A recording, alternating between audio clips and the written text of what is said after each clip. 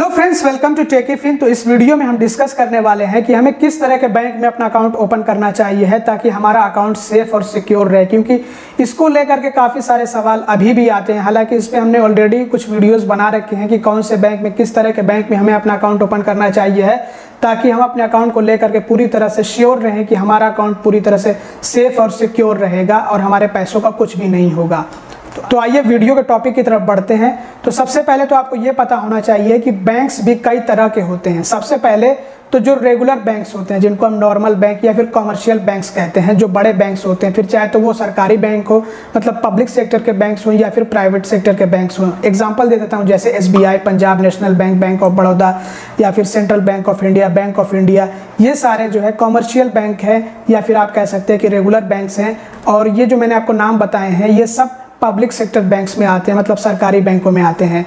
और अगर हम बात करें प्राइवेट सेक्टर बैंक्स के बारे में, जो कि कॉमर्शियल बैंकों की लिस्ट में आते हैं, जिनको हम रेगुलर बैंक्स भी कहते हैं, तो जैसे कि HDFC बैंक हो गया, ICICI बैंक हो गया, एक्सिस बैंक हो गया, कोटक महिंद्रा बैंक हो गया, इंडसइंड बैंक हो गया, और भी काफ़ी सारे बैंक्स हैं इस तरह के।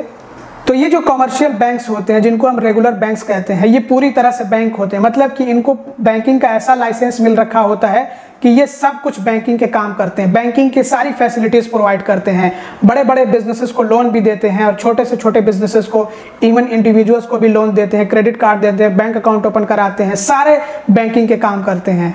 यहाँ पे कोई भी एक्सक्लूजन नहीं होता है इनके पास, सारे काम कराते हैं ये। हाँ, कुछ ऐसे कमर्शियल बैंक्स होंगे जो क्रेडिट कार्ड खुद तो नहीं इशू करते होंगे, लेकिन वो किसी और बैंक के साथ में मिलकर क्रेडिट कार्ड इशू करते होंगे। इसके बाद आपने सुन रखा होगा कोऑपरेटिव बैंक्स के बारे में, जिसको हम सहकारी बैंक भी कहते हैं हिंदी में। तो कोऑपरेटिव बैंक आपने अपने स्टेट के देख रखे होंगे, जैसे कि मैं अपने स्टेट का बताऊं तो उत्तर प्रदेश कोऑपरेटिव बैंक, और इसी तरह से दिल्ली स्टेट कोऑपरेटिव बैंक। तो ये अलग अलग स्टेट में पाए जाते हैं और स्टेट वाइज भी होते हैं, स्टेट के नाम से होते हैं। तो इनके नाम में ही होता है कोऑपरेटिव बैंक। लेकिन दिक्कत ये आती है इन कोऑपरेटिव बैंक्स के साथ में कि इनको जो स्टेट की गवर्नमेंट होती है वो एक तरह से रेगुलेट करती है। हालांकि ये RBI के अंडर में आते हैं, लेकिन RBI इनको पूरी तरह से रेगुलेट नहीं करता है। और ये जो कोऑपरेटिव बैंक्स होते हैं ये हर स्टेट के अलग होते हैं, अपने कोऑपरेटिव बैंक होते हैं। तो इनकी ब्रांचेस बहुत ही कम होती हैं, मतलब स्टेट के अंदर ही होंगे। जिस स्टेट का कोऑपरेटिव बैंक होगा उस स्टेट के अंदर ही ब्रांचेस इसकी देखने को मिलेंगी। इसके अलावा आपने देखे होंगे local area banks.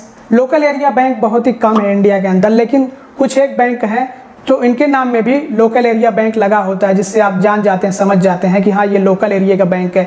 Local area bank का मतलब ये किसी खास एरिया में पाया जाए तो उसी में ऑपरेट करते हैं ये। इसके अलावा आपने ग्रामीण बैंकों के भी नाम सुन रखे होंगे। तो ये अलग अलग क्षेत्रों के हिसाब से होते हैं, मतलब अलग अलग ग्रामीण इलाकों के हिसाब से होते हैं स्टेट वाइज। तो आपने अपने यहाँ के कुछ ग्रामीण बैंक देखे होंगे, अगर आपने देखे होंगे तो कमेंट करके ज़रूर बताइएगा।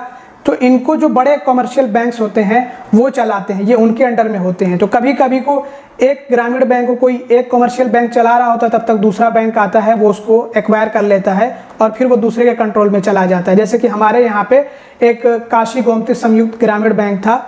तो ये जो बैंक था ये पहले यूनियन बैंक ऑफ इंडिया के अंडर में था, फिर बाद में इसको बैंक ऑफ बड़ौदा ने एक्वायर कर लिया, मतलब अपने अंडर में ले लिया। तो ये बड़ौदा UP ग्रामीण बैंक हो गया। तो इस तरह से आपने अपने यहाँ के भी ग्रामीण बैंक देखे होंगे।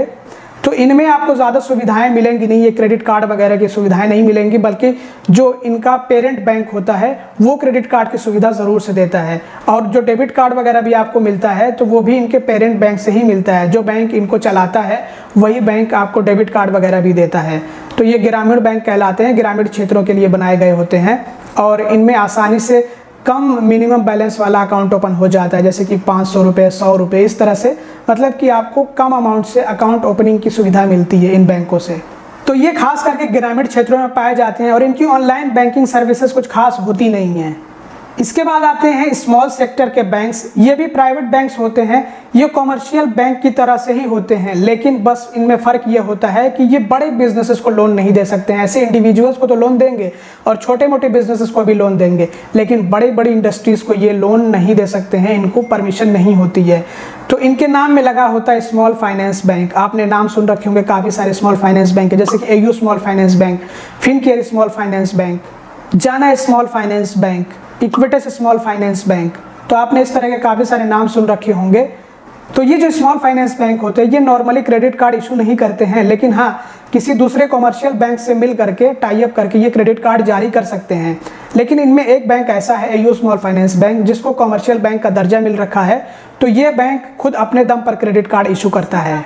इसके अलावा आजकल आप सुन रहे होंगे पेमेंट्स बैंक के बारे में, तो इसमें भी काफ़ी सारे बैंक्स आए और कुछ बैंक तो बेचारे चले गए।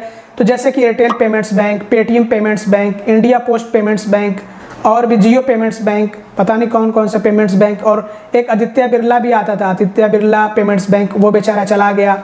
और पेटीएम पेमेंट्स बैंक पे बैन लग रखा था। तो ये पेमेंट्स बैंक जो होते हैं ये ऑनलाइन फैसिलिटीज़ के लिए बनाए गए होते हैं, ऑनलाइन बैंकिंग के लिए और छोटे मोटे ट्रांजैक्शंस के लिए बनाए गए होते हैं। एक तो वैसे भी इनमें जो है 2 लाख रुपए से ज़्यादा डिपॉजिट नहीं कर सकते। 2 लाख रुपए से ज़्यादा डिपॉजिट करेंगे तो जो इनका पार्टनर बैंक होगा उसमें जो 2 लाख रुपए से ऊपर का अमाउंट होगा वो डिपॉजिट हो जाएगा। जैसे मान लीजिए कि अगर आप एयरटेल पेमेंट्स बैंक में 2 लाख रुपए से ज़्यादा डिपॉजिट करते हैं, 2.5 लाख रुपए पैसे डालते हैं, तो 2 लाख रुपए तो एयरटेल पेमेंट्स बैंक में जमा होंगे और बाकी का जो 50,000 रुपये होगा वो इसके पार्टनर बैंक में जा करके डिपॉजिट हो जाएगा। फिर जब आप अपने अकाउंट से पैसे निकालेंगे, जैसे ही आप 1 लाख रुपए मान लीजिए कि विड्रॉ करते हैं, तो वो जो 50,000 रुपये पार्टनर बैंक में जा करके जमा हुआ था वो आपके एयरटेल पेमेंट्स बैंक में आ जाएगा वापस से। तो इस तरह से ये पेमेंट्स बैंक काम करते हैं। तो पेमेंट्स बैंक ये बड़े ट्रांजैक्शंस के लिए नहीं होते हैं, ये लोन वगैरह इशू नहीं करते हैं। हालांकि ये किसी और फाइनेंस कंपनी के साथ में मिल करके लोन वगैरह इशू कर सकते हैं, लेकिन अपने दम पर इनको लोन इशू करने की इजाज़त नहीं है, ना क्रेडिट कार्ड इशू करते हैं। इनको बनाने का जो पर्पज़ था वो था फाइनेंशियल इंक्लूजन, कि ज़्यादा से ज़्यादा लोगों को बैंकिंग से जोड़ा जाए। ये आमतौर पर ज़ीरो बैलेंस सेविंग्स अकाउंट की सुविधा देते हैं, तो जिससे कि कोई भी पर्सन अपना zero balance savings account open कर सकता है, वो भी ऑनलाइन। इनकी ब्रांचेस आमतौर पर नहीं होती हैं, ये ऑनलाइन ही ऑपरेट होते हैं, पूरी तरह से ऑनलाइन ऑपरेट होते हैं। कहीं पे इनके कुछ बैंकिंग पॉइंट्स वगैरह हो सकता है कि मिल जाए, लेकिन कॉमर्शियल बैंक्स की तरह से इनकी ब्रांचेस नहीं होती हैं। तो इनकी ब्रांचेस आपको ऐसी नहीं देखने को मिलेंगी, बस बैंकिंग पॉइंट होगा जहाँ पे सारे काम ऑनलाइन होते होंगे। तो इनका जो पर्पज़ था वो फाइनेंशियल इंक्लूजन था, कि जो गरीब से गरीब तबके के लोग हैं उनको भी बैंकिंग के सिस्टम से जोड़ा जा सके। तो अब सवाल ये पैदा होता है कि हमें किस बैंक में अपना अकाउंट ओपन करना चाहिए है, किस तरह के बैंक में हमें अपना अकाउंट ओपन करना चाहिए है। तो देखिए, पेमेंट्स बैंक में आप तभी अपना अकाउंट ओपन करें क्योंकि लोगों का सबसे ज़्यादा इसी को लेकर के सवाल होता है कि फला पेमेंट्स बैंक में अकाउंट ओपन करें या फिर ना करें। तो पेमेंट्स बैंक में आपको अकाउंट तभी ओपन करना चाहिए है जब आपको छोटे मोटे ट्रांजैक्शंस करने हो, जैसे कि रिचार्ज वगैरह करना हो, बिल पेमेंट्स करने हो। तो इस तरह के ट्रांजैक्शंस के लिए आप चाहें तो पेमेंट्स बैंक में अपना अकाउंट ओपन कर सकते हैं। लेकिन अगर आपको अपना बिजनेस रन करना हो या आपको बड़ी सेविंग्स करनी हो तो उसके लिए आपको ये जो पेमेंट्स बैंक है वो काम नहीं देंगे। और दूसरे ये कि इनको खतरा भी रहता है, हालांकि लाइसेंस तो मिला है इनको आरबीआई की तरफ से, और आपको 5 लाख वाला जो इंश्योरेंस होता है वो जो डिपॉजिट पे आपको मिलता है कि अगर बैंक बर्बाद हो गया, ख़त्म हो गया, तो ऐसे में आप 5 लाख रुपये तक क्लेम कर सकते हैं। तो 5 लाख रुपये तक मतलब आपके 5 लाख रुपये तक एक तरह से वो इंश्योर्ड रहते हैं, सिक्योर रहते हैं, वो चाहे किसी भी बैंक में हो, जिस भी बैंक से आरबीआई को लाइसेंस मिल रखा हो।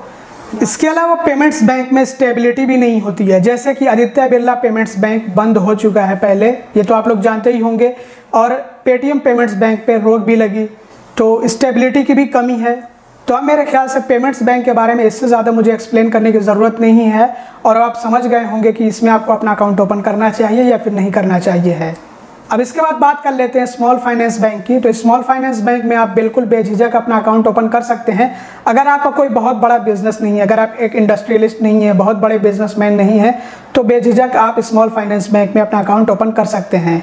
और यहाँ पे कुछ चुनिंदा ऐसे स्मॉल फाइनेंस बैंक है जो मैं रिकमेंड कर सकता हूँ, जैसे कि एयू स्मॉल फाइनेंस बैंक है, इक्विटस स्मॉल फाइनेंस बैंक है। तो ये मैं आपको रिकमेंड कर सकता हूँ कि इनमें आप अपना अकाउंट ओपन कर सकते हैं, और ये आपको फिक्स डिपॉजिट पे अच्छा इंटरेस्ट रेट भी देते हैं।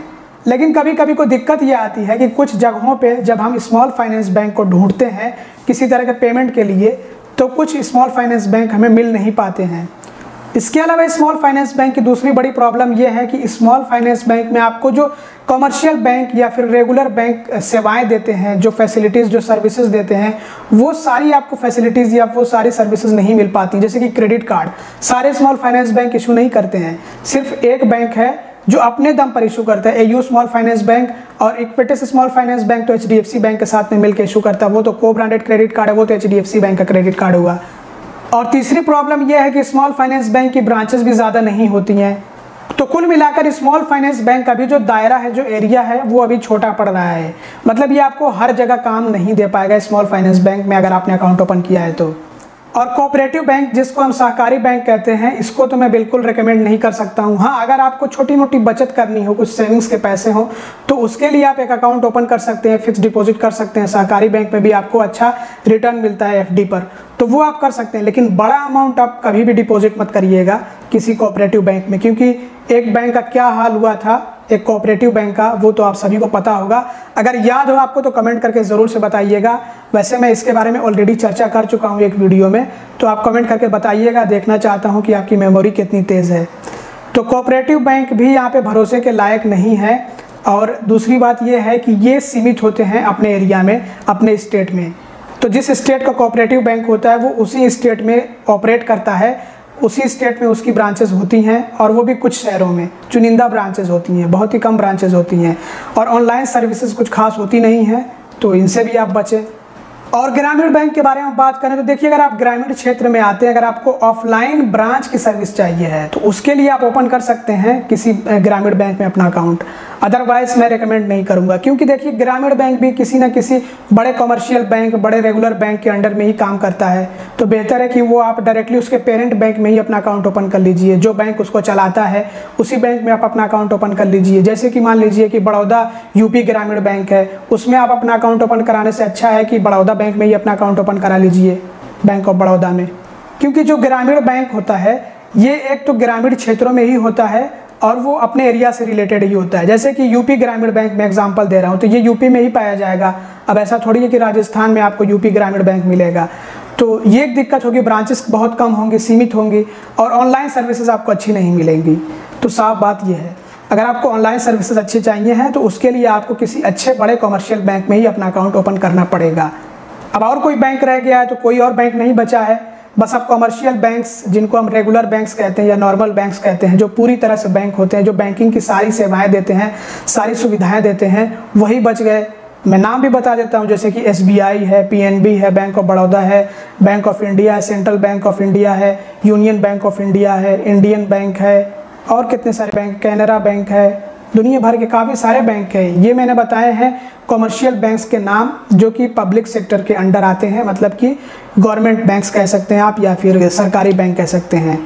और प्राइवेट बैंक्स में जो कमर्शियल बैंक्स के अंडर आते हैं, जैसे कि HDFC है, ICICI बैंक है, एक्सिस बैंक है, RBL बैंक है, कोटक महिंद्रा बैंक है, बहुत सारे बैंक्स हैं। इस तरह से लंबी लिस्ट चली जाएगी इसकी भी।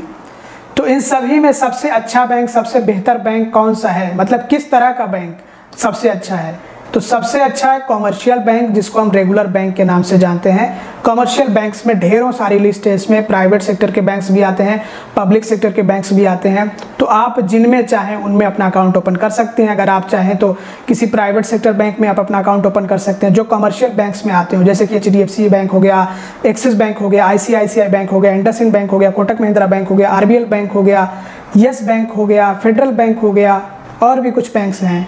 और इसी तरह से अगर आप चाहें तो कमर्शियल बैंक्स में आने वाले जो सरकारी बैंक है, जिसको हम पब्लिक सेक्टर बैंक्स कहते हैं, उनमें अपना अकाउंट ओपन कर सकते हैं। जैसे कि SBI है, बैंक ऑफ बड़ौदा है, union bank of India, Punjab national bank है, कैनरा बैंक है, इंडियन बैंक है, बैंक ऑफ इंडिया है, सेंट्रल बैंक ऑफ इंडिया है, और भी कुछ बैंक्स हैं। तो इनमें से जिस भी बैंक में आप चाहें अपना अकाउंट ओपन कर सकते हैं। तो काफ़ी लंबी लिस्ट है कमर्शियल बैंक्स की, इसमें काफ़ी सारे बैंक्स हैं।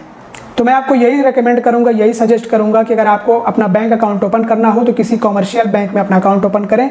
आपके एरिया में आपके सबसे नज़दीक जो बैंक का ब्रांच हो, जो कमर्शियल बैंक का ब्रांच हो, उसमें आप अपना अकाउंट ओपन कर सकते हैं। अगर आपको बेहतर सेवाएं चाहिए हैं और आप ज़्यादा मिनिमम बैलेंस मेंटेन कर सकते हैं तो आप जा सकते हैं प्राइवेट बैंक के साथ, किसी प्राइवेट बैंक में अपना अकाउंट ओपन कर सकते हैं। और अगर आप ज़्यादा मिनिमम बैलेंस मेंटेन नहीं कर सकते हैं, हल्की फुल्की सर्विसेज से आप काम चला लेंगे, तो आप पब्लिक सेक्टर बैंक्स में अपना अकाउंट ओपन कर सकते हैं। तो ये जो कमर्शियल बैंक्स होते हैं, इनसे आपको सारी सेवाएं, सारी सुविधाएं मिल जाएंगी। ऑनलाइन बैंकिंग सर्विसेज आपको मिल जाएंगी, debit card, credit card, loan वगैरह सारी सेवाएं आपको बैंकिंग की मिल जाएंगी। तो आई होप कि मेरे इस वीडियो से आपको ये समझने में मदद मिली होगी कि आपको किस तरह के बैंक में अपना अकाउंट ओपन करना चाहिए है। तो अगर आपको बैंक अकाउंट ओपन करना हो तो उसके लिए मैं आपको डिस्क्रिप्शन में और पिन कमेंट में लिंक्स दे दूंगा। आप चाहे तो ऑनलाइन बैंक अकाउंट ओपन कर सकते हैं। बाकी इस वीडियो में इतने। अगर आपको वीडियो पसंद आया हो तो ज़रूर से लाइक कर दीजिएगा। चैनल को अब तक सब्सक्राइब ना किया तो सब्सक्राइब भी कर दीजिएगा और इस वीडियो को ज़्यादा से ज़्यादा शेयर करिएगा। Thanks for watching, bye bye.